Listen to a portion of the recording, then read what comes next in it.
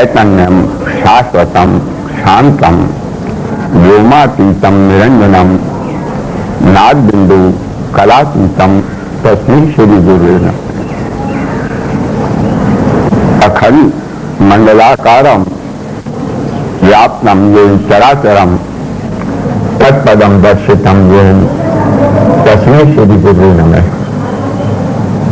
गुरु ब्रह्मा गुरु विष्णु गुरुदेवो महेश्वरा गुरुदेवम परम ब्रह्म तस्मै श्री गुरु नमः।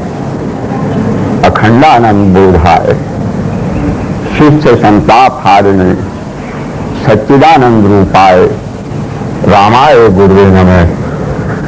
गुरु नाम च सर्वेषां माता ही परमो गुरु अखंडम अनंतम अद्वितीयं तस्मै श्री गुरुवे।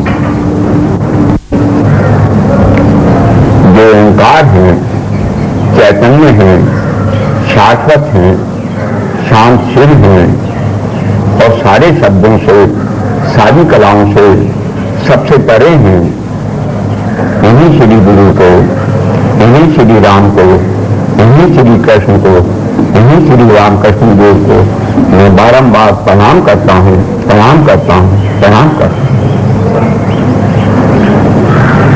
अखंड मंडलाकारम व्याप्तम येन चराचरम तत्पदम दर्शितम येन तस्मै श्री गुरुवे नमः। जो अखंड है, कभी खंडित नहीं होते, चाहे जीव बन जाए, चाहे जगत बन जाए, चाहे चराचर समस्त जगत में व्याप्त हो जाए, परंतु फिर भी जो कभी खंडित नहीं होते, जो मंडलाकार हैं, जिनकी राजाओं की तरह दरबार है, जैसे सूर्य का मंडल होता है, ग्रह नक्षत्र आदि, ऐसे ही जो सम्राटों के भी सम्राट हैं और जिनके सम्राट तक शिष्य हैं, अनुचर हैं, उन्हीं श्री गुरु को नमस्कार है, जो उस परम पद पर स्पष्ट रूप से दिखलाई पड़ते हैं, उन्हीं को नमस्कार है, नमस्कार है, नमस्कार।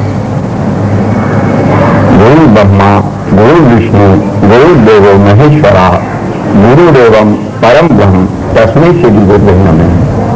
वो जो परम ब्रह्म है, वो जो श्री राम है, वो जो कृष्ण है, वो जो श्री रामकृष्ण देव हैं, वो जो श्री रामकृष्ण देव हैं, वही तो ब्रह्मा बनते हैं, वही तो विष्णु बनते हैं, वही तो शंकर बनते हैं। उन्हीं को बारंबार नमस्कार है, बारंबार नमस्कार है। श्री राम को, श्री कृष्ण को, श्री रामकृष्ण देव को बारंबार नमस्कार है, नमस्कार है, नमस्कार। अखंडानंद बोधाय शिष्य संताप हारिणे सच्चिदानंद रूपाय रामाय गुरुवे नमः। जो अखंड आनंद का बोध कराने के लिए इस शिष्य के लिए स्वयं सच्चिदानंद रूप श्री राम बन जाते हैं, जो श्री कृष्ण बन जाते हैं, जो श्री रामकृष्ण देव बन जाते हैं, उन्हीं श्री देव को, उन्हीं परम देव को नमस्कार है, जो सारे शिष्यों के संताप हर लेते हैं। गुरु नाम च सर्वेषां माता ही परमो गुरु अखंडम अनंतम अद्वितीयं तस्मै श्री गुरुवे नमः। समस्त गुरुओं में जो माता है वही परम गुरु है। गुरु की भी तो माता होती है ना, इसीलिए माता से श्रेष्ठ इस धरती पर, उस दिव्यलोक में, ना अंतरिक्ष में कोई गुरु नहीं है। एकमात्र एक वो अद्वितीय परम शक्ति, परम अखंड शक्ति, वही एकमात्र सारे गुरुओं की भी गुरु है, वही अखंड है, वही अनंत है। उन्हीं श्री अद्वितीय को, उन्हीं परम गुरु को, उन्हीं माता को बारंबार नमस्कार है, बारंबार नमस्कार है, बारंबार नमस्कार है। हे भक्तों, भक्तों को प्रणाम है, भगवती को प्रणाम है और भगवान को प्रणाम है। तीनों तो हैं, भक्त यहाँ विराजमान है, भगवती समस्त, वो बीच में भगवान और भक्त के बीच में कौन है? भगवती तो है, भगवान सर्वत्र व्याप्त हैं, भक्त यहाँ है और भगवती, बस भगवती की माया है। उसी के कारण तो भगवान नजर नहीं आते, और जब नजर नहीं आते तो कुछ भी समझ में नहीं आता। इसीलिए एकमात्र एक मेरी भगवती की ही प्रार्थना है, भगवती को ही नमस्कार है, बारंबार नमस्कार है, बारंबार नमस्कार है। ईश्वर है सर्वभूतानां है देशे अर्जुन तिष्ठति धाम्यं सर्वभूतानि यंत्रः रूढ़ानि माया।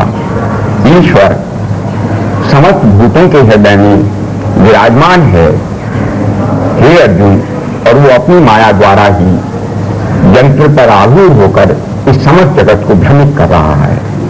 देखिए ना, भ्रमित भ्रम फैला हुआ है। ये अहंकार, ये मृत्यु, ये दुख, ये अशांति, ये जगत, सभी कुछ भ्रमित भ्रम तो है, यही तो असत है।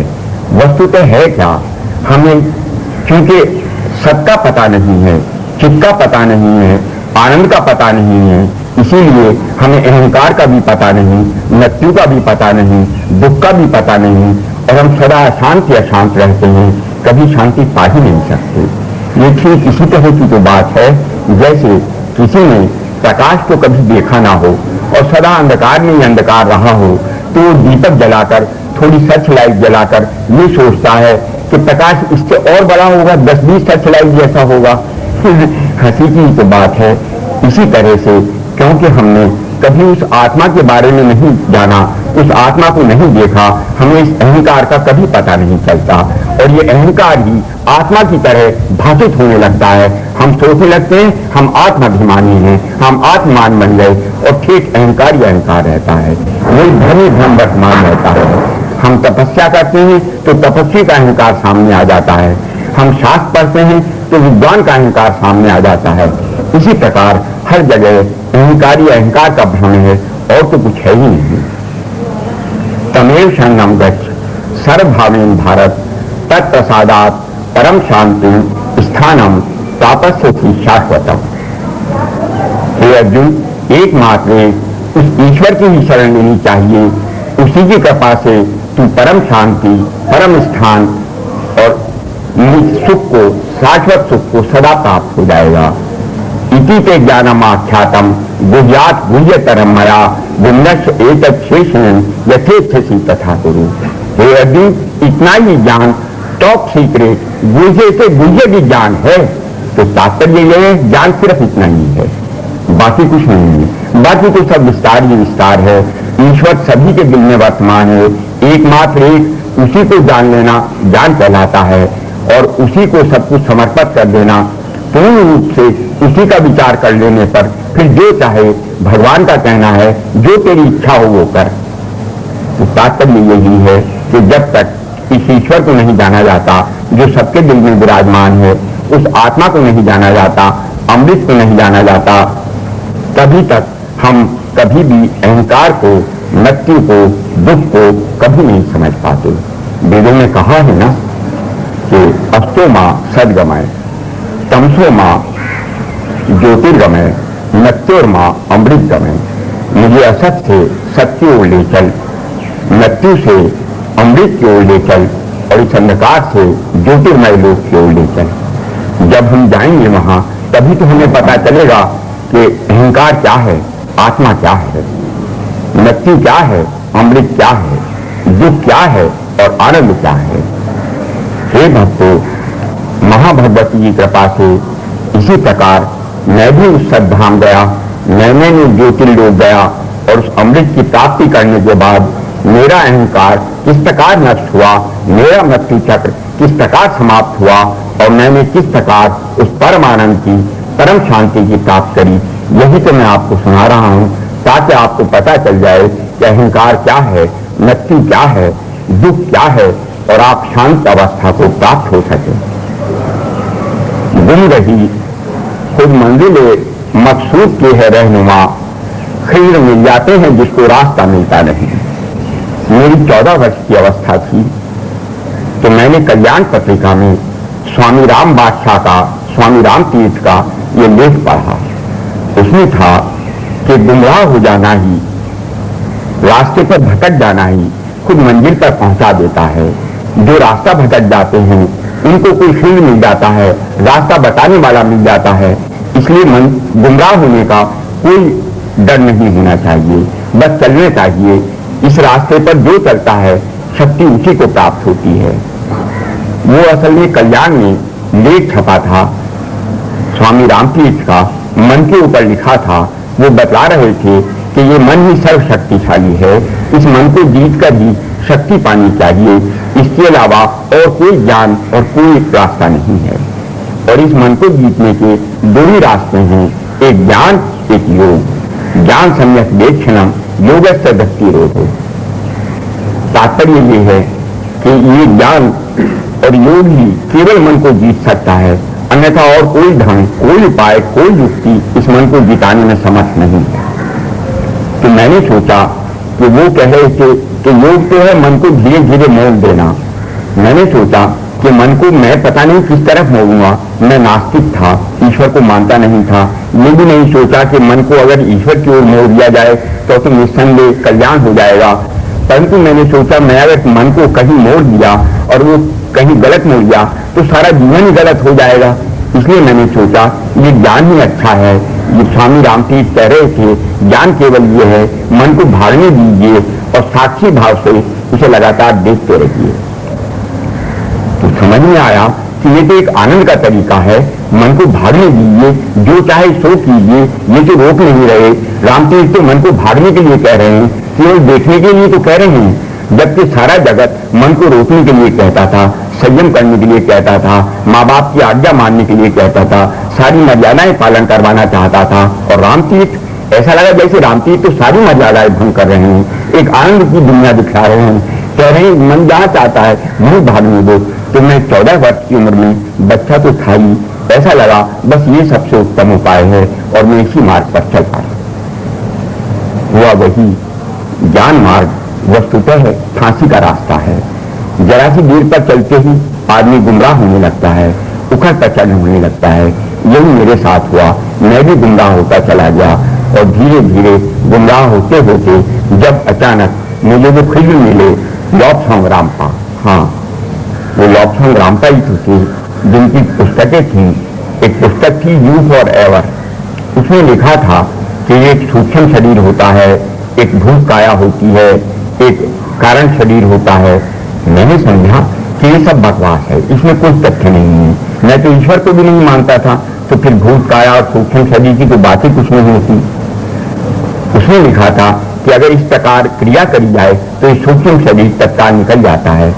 मैंने समझ में आई कि अगर ये क्रिया कर ली जाए तो पता चल जाएगा कि सत्य है या असत्य है। और जैसे ही मैंने प्रथम दिन उनके कहे अनुसार वो क्रिया करी, सूक्ष्म शरीर को बाहर निकालना चाहा, तो तत्काल मैंने देखा एक हल्का सा पीला पीला सा प्रकाश मेरे सम्मुख आकर उपस्थित हो गया।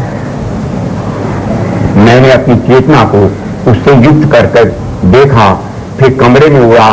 धीरे धीरे मुझे जाले से दिखलाई पड़े, अंधकार सा दिखलाई पड़ा और फिर मैंने उसे अपने शरीर में बुला लिया। तो मुझे बड़ा ताज्जुब हुआ। मैंने कहा सूक्ष्म शरीर तो होता ही है। फिर जैसे लॉपसॉन्ग रामपा ने लिखा था, मैंने उसका अभ्यास कर उस पर काबू पा लिया और धीरे धीरे मैं अभ्यस्त हो गया उस सूक्ष्म शरीर को निकालने का।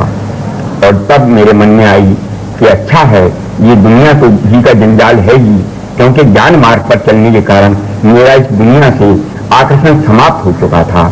हर बार मन में यही आती थी, ये भी दुख है, संसार में ये दुख है, संसार में वो दुख है। इसीलिए मैंने सोचा इस आकाश की ओर चलेंगे, आकाश में तो अनंत लोक होंगे, पता नहीं क्या से क्या देखने को मिलेगा। और मैं धीरे धीरे आकाश की ओर गमन करने लगा। जिस दिन पहले दिन मैं उड़कर आकाश की ओर चला तो मैंने देखा कि दूर तक चांद तारे खिले में हैं और मैं धीरे धीरे एक ग्रह की धरती पर जाकर जो उतरा तो मेरे सम्मुख चारों तरफ खंडहर खंडहर से दिखलाई दे रहे थे, कहीं कुछ नहीं था। उसी समय मेरे कानों में एक वाणी सुनाई पड़ी, आकाशवाणी सुनाई पड़ी। कोई कह रहे थे कि हे हृदय, तू हमारे में से एक है, पर तेरी व्यक्ति ठीक नहीं है, इसीलिए तुझे यहाँ सब कुछ होते हुए कुछ दिखलाई नहीं दे रहा। और मेरी जब समाधि भंग हुई तो मुझे अपने ऊपर बड़ी ग्लानि पैदा हुई, बड़ी शर्म आई। मुझे लगा जैसे मेरा अंतःकरण समस्त दुष्ट हो, मेरे कारण मेरी व्यक्ति खराब है, मेरा मन ही खराब है, इसलिए तो मुझे कुछ नहीं नजर आता। तो मैंने सोचा कि ये जो नारी के प्रति मेरा आकर्षण है, मैं बार बार जो वासना के चक्कर में आ जाता हूँ, यही निस्संदेह बुराई है। चोर को अपनी दाढ़ी में तिनका लगता है ना, तो पता चल गया मुझे उसी तरह। तो मैंने सोचा कि ये तो किसी भी प्रकार नहीं जा पाएगा, इसीलिए मैंने अपने स्वयं को ही सम्मोहित करना श्रेष्ठ समझा और मैंने एक वाक्य बनाया कि मैं जब किसी सुंदर नारी को देखता तो यही कहता कि हे माँ, मुझे पुरुष भाव से नहीं पुत्र भाव से देख और मुझे आशीर्वाद दे कि मैं तेरे हृदय में जो सत्य है उसे अभिव्यक्त कर सकूं। और इस प्रकार मैंने जैसे इस वाक्य को बार बार पुनः पुनः औरतों को देख देख कर मन मन में दोहराना प्रारंभ करा तो धीरे धीरे मेरी व्यक्ति बदलती चली गई। मेरा पता नहीं मन उच्च से उच्च भाव की ओर अग्रसर होता चला गया। और जब मैं अगली बार मेरे मन में शंका आई कि ये वो लोग जो कह रहे थे कि ये देश तो हमारे में से एक है, तो ये देश ये है या वो है जो वो कह रहे थे, तो मन में एक प्रश्न पैदा हो गया कि मैं कौन हूं। तो जब मेरे मन में एक प्रश्न पैदा हो गया तो हे भक्तों, ये अहंकार गड़बड़ा गया, क्योंकि अहंकार तो तभी शेष रहता है ना जब मान लिया जाए कि मैं ये देश हूं, मैं ऐसा हूं, मैं इतना हूं, मैं ऐसा हूं, तब तक अहंकार रहता है। मुझे तो यही नहीं रहा था कि मैं कौन हूं। उन्होंने जो कहा था कि तू हमारे में से एक है, तो मेरी समझ में नहीं आया मैं उन पर विश्वास करूं या इस पर दुनिया पर विश्वास करूं जिन्होंने कहा कि तू ये देश है। तो जब मैंने ये प्रश्न हुआ कि मैं कौन हूं और मैंने सूक्ष्म शरीर द्वारा आकाश में गया, तो हे भक्तों, मैं जो वहां गया तो उसी मंदिर में उस समय मैंने जाकर देखा कि भगवान बुद्ध की बड़ी विशाल मूर्ति, जैसे 52 गज की मूर्ति हो इस प्रकार की मूर्ति वहां उपस्थित थी। मैं जाकर खड़ा हो गया। उन्होंने जैसे ही मेरी ओर देखा तो कहा कि हे देश, तू मेरा मानस पुत्र है। मुझे बड़ा आश्चर्य हुआ कि मैं और भगवान बुद्ध का मानस पुत्र, मुझे विश्वास नहीं हुआ। अगले दिन मैं फिर उड़ा और फिर जब एक और ऐसा लगा जैसे एक सुंदर वाटिका है। आपने देखा होगा जैसे पतझड़ में कुछ पत्ते झड़ जाते हैं और कुछ पेड़ों पर सफेद सफेद फूल खिले रहते हैं, ठीक उसी प्रकार जैसे चारों ओर वृक्षी वृक्ष थे सफेद सफेद फूलों से भरे हुए, और बीच में था एक सरस्वती का मंदिर बिल्कुल धवल। जैसे ही मैं अंदर गया तो माँ हंस पर विराजमान माँ सरस्वती थी। मेरी ओर देखते ही वो कहने लगी कि हे देश, तू मेरा मानस पुत्र है। जब मेरी आंख खुली तब तो मैं समझा कि जरूर गड़बड़ है, मेरा दिमाग ही खराब हो गया है। कोई एक का पुत्र होता है, कोई या दो का होगा। मुझे सरस्वती जी भी पुत्र कह रही हैं, भगवान बुद्ध भी कह रहे हैं। सोचा जरूर कुछ ना कुछ गड़बड़ है। मैं फिर सूक्ष्म शरीर से आकाश में उड़ा तो एक हरे रंग का सूर्य दिखलाई पड़ा। कौतूहलवश मैं जैसे ही उस हरे रंग के सूर्य में गया तो वहां भगवान विष्णु, काले रंग के विष्णु स्पष्ट रूप से चतुर्भुजी दिखलाई पड़े। मुझे देखकर वो कहने लगे, हे देश, तू मेरा मानस पुत्र है और धर्म को उत्थान के लिए तेरा जन्म हुआ है। अब तो हद हो गई। मेरे मित्र थे, मैं उनसे हंसकर कहने लगा, मैंने कहा देखिए ना, मैं तो नास्तिक हूँ और भगवान विष्णु मुझसे ये कह रहे हैं कि मुझे धर्म का काम करना है। बड़ी हंसी आई। मित्र लोग भी हंसने लगे, कहने लगे कि आजकल कोई भक्त तो रहे नहीं है, तुझे नास्तिक को पकड़ लिया है। बात आई गई होगी, किसी के समझ में कुछ नहीं आया। सभी लोग अपने अपने को मुझे मानस पुत्र कह रहे थे। भला ऐसे कैसे हो सकता था? कोई एक का पुत्र होता, कोई सरस्वती का पुत्र होता तो बुद्ध का पुत्र कैसे बन जाता, बुद्ध का पुत्र होता तो विष्णु का पुत्र कैसे बन जाता। इसी प्रकार मेरा मति भ्रम चलता रहा। और जब एक दिन मैंने पातंजलि योग सूत्र पढ़ा तब देखा उसमें तो ये लिखा था कि ये क्रिया सूक्ष्म शरीर से निकालने की, ये तो योग है। मैंने ये सोच करके मैं योगी बन गया हूं, बड़ा हर्ष हुआ। फिर लिखा था कि ये जो सूक्ष्म विचार से मन निकालकर आकाश गमन करा जाता है, ये निर्विचार समाधि है। और निर्विचार समाधि में एक रिकम्बरा प्रज्ञा प्राप्त होती है जो अपने आप तो ठहर जाती है परंतु सारे संस्कार भस्म कर देती है। और अगर योगी इस रिकम्बरा प्रज्ञा को भी काट दे तब निश्चित रूप से उसे सत्य प्राप्त हो जाता है। बड़ा अजीब लगा मुझे, सत्य से भरा हुई प्रज्ञा मिल गई है, ज्ञान मिल गया है।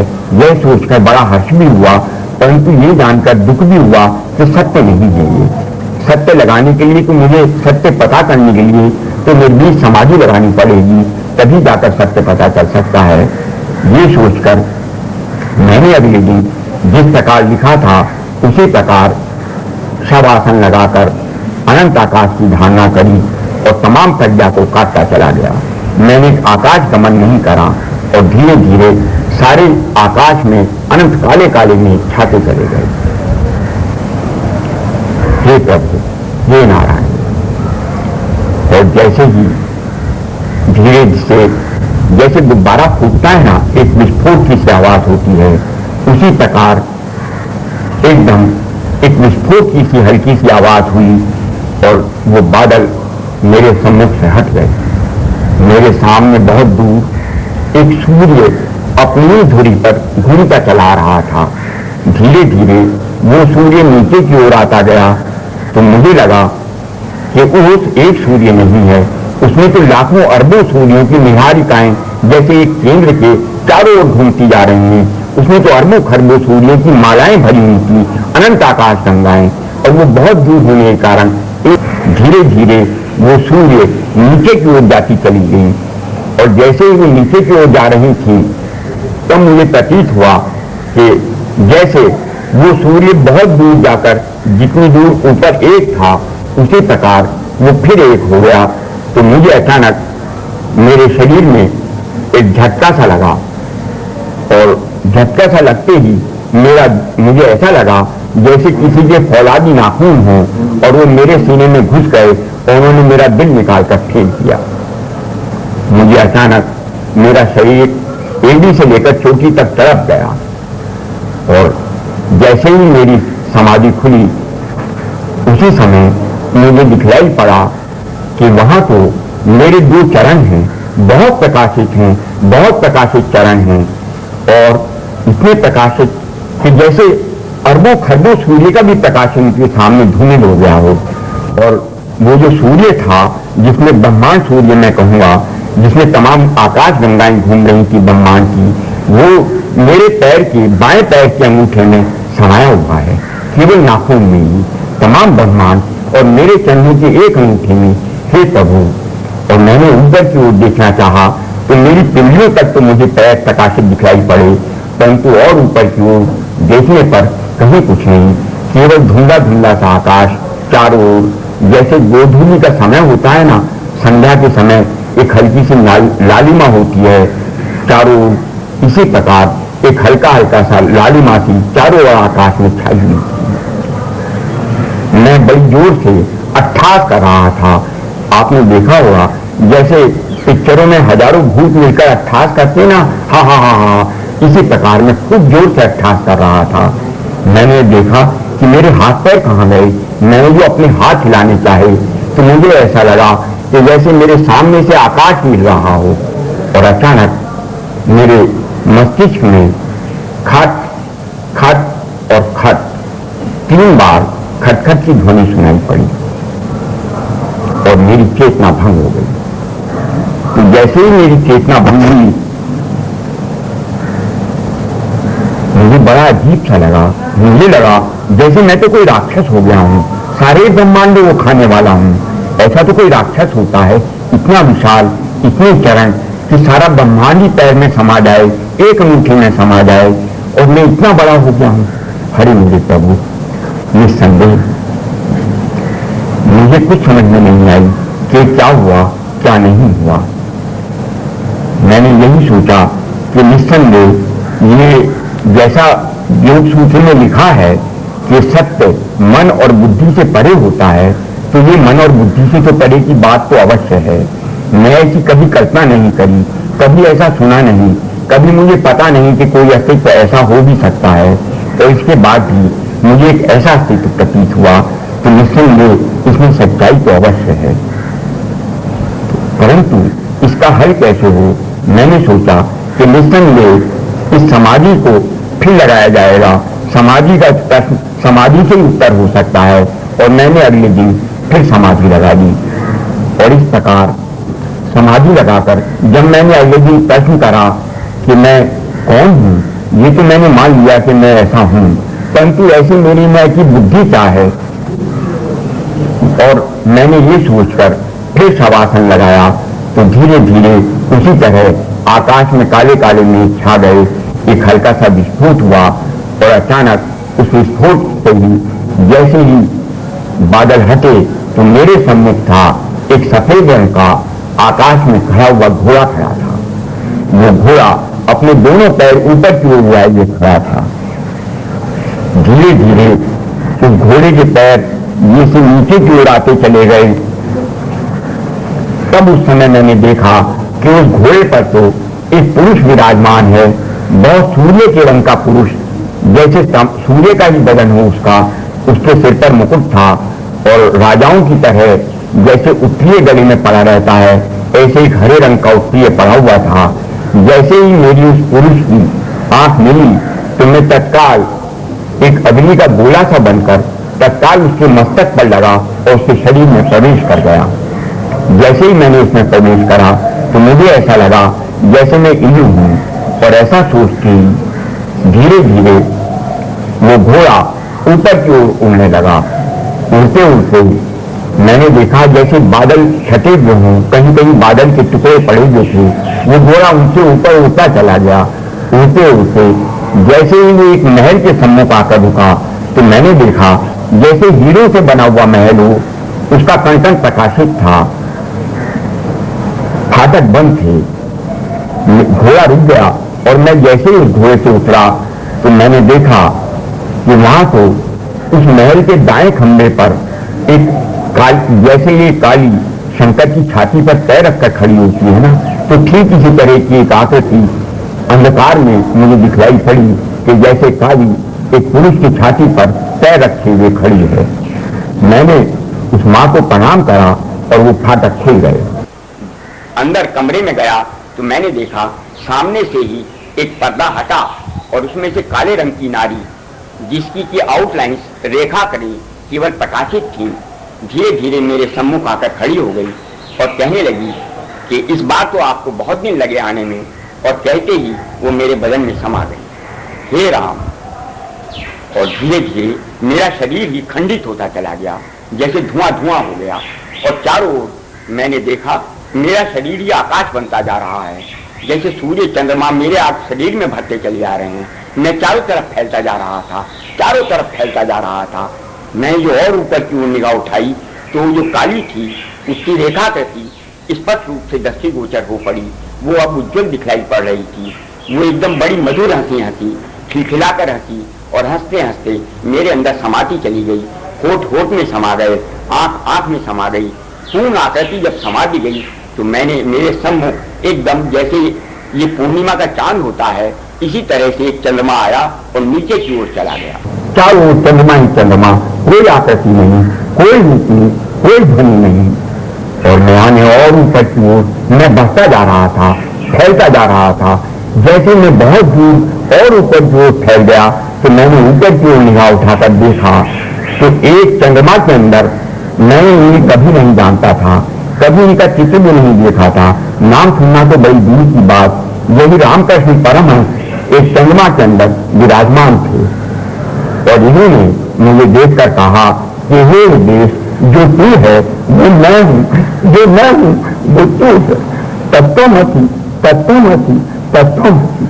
और कहते कहते वो सारे अनंत चंद्रमाओं में रामकृष्ण समा गए। अनंत रामकृष्ण, अनंत रामकृष्ण, अनंत चंद्रमाओं में अनंत रामकृष्ण। और धीरे धीरे चारों एक ही वाणी तत्वमसि तत्वमसि तत्वमसि। और धीरे धीरे मेरी आंख खुल गई। तो ये भक्तों, इस प्रकार मैंने ये जाना कि आत्मा क्या है, परमात्मा क्या है, अहंकार किसे कहते हैं, मृत्यु किसे कहते हैं। आप अब देखें ना कि ये जो महाकाल है जहां मैंने चरण पाए थे, यही सब अहंकारों का अहंकार है। सारे धरती के अहंकार सब इसी से निकल कर आते हैं। अन्यथा इस धरती पर कोई अहंकार नहीं है, केवल एक मृग का अहंकार है। वशिष्ठ ने भी राम से यही तो कहा था कि हे राम, केवल भगवान रुद्र का अहंकार ही सर्वश्रेष्ठ अहंकार है, जो सारे जगत को भस्माभूत करके स्वयं अपने आप स्थित रहता है। ये भगवान ने भी तो गीता में कहा है कि अहंकार, मन, बुद्धि और पंच महाभूत इसी में प्रकृति रसधा, ये मेरी 8 प्रकार की प्रकृति है जो अहंकार, मन और बुद्धि और इन 5 महाभूत के अंदर समाई हुई है। और जो अपरिमेय प्रकृति है, जो परम प्रकृति है, जो जीव भूताम महाभाव जय एदम धार्यतम जगत, जो तमाम जीव जगत का धारण करती है, वो परम प्रकृति, वो अलग है, वो अमृतमय है। वेदों में भी तो कहा है एकावानस्य महिमा तो जायांश पुरुषा पादो अस्य विश्वाभूतानी त्रिपादस्य अमृतम दिवी।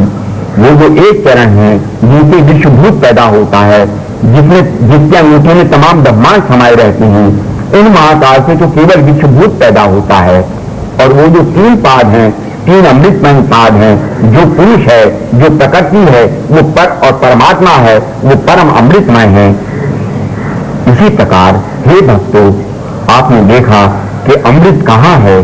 अमृत तो केवल राम है। अमृत आनंद ये प्रकृति है, इस प्रकृति का आनंद ये पुरुष है, पुरुष का आनंद ये प्रकृति है। यहाँ कहीं आनंद नहीं है, तीनों लोकलोकांतर में आनंद नहीं है। धरती पर तो आनंद के कहने की बात क्या है? दुख तो है ही ये कि जब तक हम इस संसार से, इस वासना के जाल से छूटकर उस अमृत को प्राप्त नहीं कर लेते, तब तक कभी शांति नहीं प्राप्त हो सकती। तो इसीलिए हे भक्तों, इस अहंकार का कहीं पता नहीं चलता। मृत्यु असत है, अहंकार असत है, दुख असत है। जो सत है वो आत्मा है, वो अमृत है, वो प्रकाश है, सत नहीं है। सत आपने सुना होगा ना, सत्य उसे कहते हैं जो तमाम जगत को भस्माभूत करके स्वयं अपने आप स्थित हो जाता है, अपना अस्तित्व रहता है, जिसका केवल अपना ही अस्तित्व हो और किसी का अस्तित्व नहीं हो। जगत तो है ही मिथ्या, जब जगत का भाषित हो रहा है तब भला सत हो कैसे सकता है? इसीलिए सकल जगत को, सकल असत को समाप्त करके जो स्वयं स्थित रह जाए उसे सत कहते हैं। और चित्त उसे कहते हैं जो चिन्मय हो, जो प्रकाशित कर दे, जो अपने ही रूप का प्रकाश कर दे, उसे चित्त कहते हैं। और आनंद आपने देखा ही है कि वहां परमात्मा की वाणी, उस परम पिता का, श्री रामकृष्ण देव का जो आशीर्वाद है, वही तो आनंद का कारण है कि तू नहीं है, मैं तू हूं, तुम मैं हो, यही तो आनंद है, यही तो निसंदेह अमृत का कारण है। इसी प्रकार जब तक इस आनंद की प्राप्ति ना हो जाए, जब तक इस चिन्मय अवस्था की प्राप्ति ना हो जाए, क्षणमय अवस्था की प्राप्ति ना हो जाए, आनंदमय अवस्था की प्राप्ति ना हो जाए, तब तक ये अहंकार ही आत्माभिमान की तरह भाषित होता है। ये मृत्यु ही हमें अमृत की तरह प्रिय लगने लगती है। और ये दुख जो शाश्वत दुखों के घर हैं, तीनों लोकांतर, हमें सुख सा प्रतीत होने लगता है कि यहाँ सुख तो है ही, परंतु नहीं।